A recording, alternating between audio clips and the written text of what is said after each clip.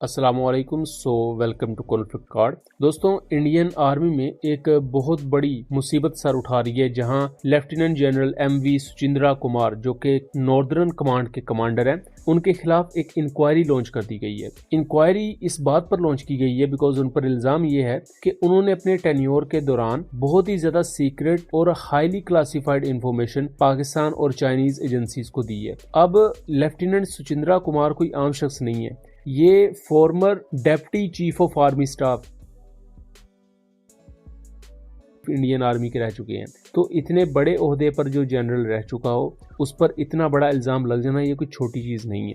Vice army chief वो रहे 1 जुलाई 2022 से लेकर 28 फरवरी 2023 तक, और ये वही ईरा था जब इंडियन मिलिट्री नए से नए वेपन अपनी फ्लीट में लेकर आ रही थी, as well as Indian air force और इंडियन आर्मी को आपस में सिंक्रोनाइज किया जा रहा था, और इनकी डिप्लॉयमेंट भी जम्मू कश्मीर के रीजन में रही। सो उस एरिया की इंपॉर्टेंस क्या है, और अगर उस एरिया से मुतल्लिका कुछ सीक्रेट इन्फॉर्मेशन ये चाइना या पाकिस्तान को प्रोवाइड करते रहे हैं, तो जस्ट इमेजिन कीजिए अगर इतना बड़ा ऑफिसर कंप्रोमाइज हो सकता है, तो फिर बाकी आर्मी, एयरफोर्स या नेवल रैंक्स जो हैं वो किस हद तक वल्नरेबल होंगे।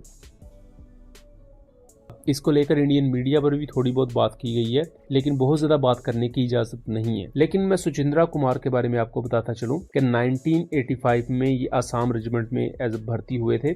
उसके बाद इन्होंने 120 इन्फेंट्री ब्रिगेड को भी कमांड किया हुआ है। लेटर ऑन ये जम्मू के रीजन में जो 15 कोर है उसको कमांड कर चुके हैं 2020 से लेकर अक्टूबर 2021 तक। देन ये deputy chief of army staff बने 2022 से 2023 तक। उसके बाद ये vice chief of army staff भी रहे 1 मार्च 2023 से फरवरी 2024 तक। लेकिन कहा जा रहा है जब ये deputy chief of army staff थे, तो उस टेन्योर में, 2022 से 2023 के ईरा में, इन्होंने फॉरेन एजेंसीज को कुछ इन्फॉर्मेशन प्रोवाइड की। इन्फॉर्मेशन किस किस्म की है इसके बारे में अभी तक कोई भी स्पेसिफिकेशन मौजूद नहीं है। मोस्ट प्रोबेबली ये इंडियन मिलिट्री की जो डिप्लॉयमेंट्स थी, क्योंकि ये वही ईरा था जब पाकिस्तानी बॉर्डर के नजदीक इंडियन एयरफोर्स ने अपने राफेल एयरक्राफ्ट को भी डिप्लॉय किया, अपने मुख्तलिफ एयर डिफेंस सिस्टम्स को, खासतौर पर आकाश वगैरह, इनकी मजीद रेजिमेंट्स वगैरह को भी वहां डिप्लॉय किया गया था। मजीद ट्रूप्स को जम्मू कश्मीर के रीजन में लाया गया था, क्योंकि 2019 में पाकिस्तान के साथ एक स्टैंड ऑफ हो चुका था। 27 फरवरी का पूरा सिनेरियो आपको याद होगा, जहां पाकिस्तान एयरफोर्स ने काफी धुलाई की थी इंडियन एयरफोर्स की।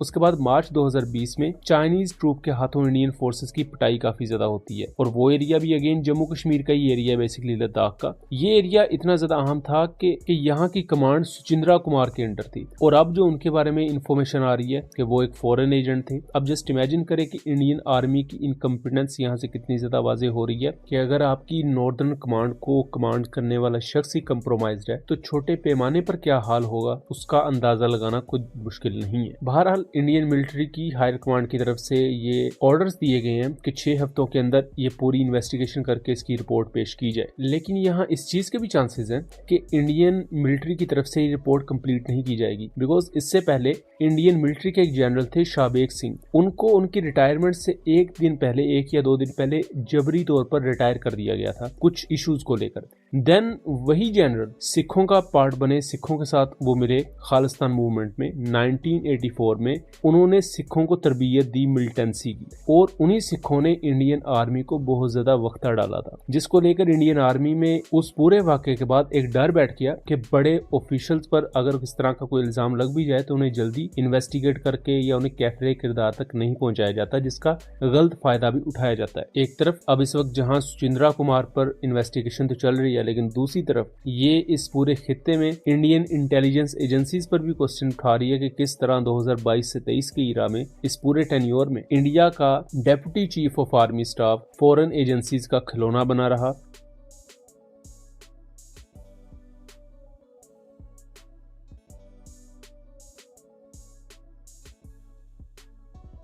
और उस 1 साल में वो क्या क्या गुल खिला चुका होगा और क्या क्या प्रोवाइड कर चुका होगा, इसका अभी तक किसी को अंदाजा नहीं है, और इंडियन मिलिट्री हमेशा की तरह इस पर पर्दा ही डालेगी।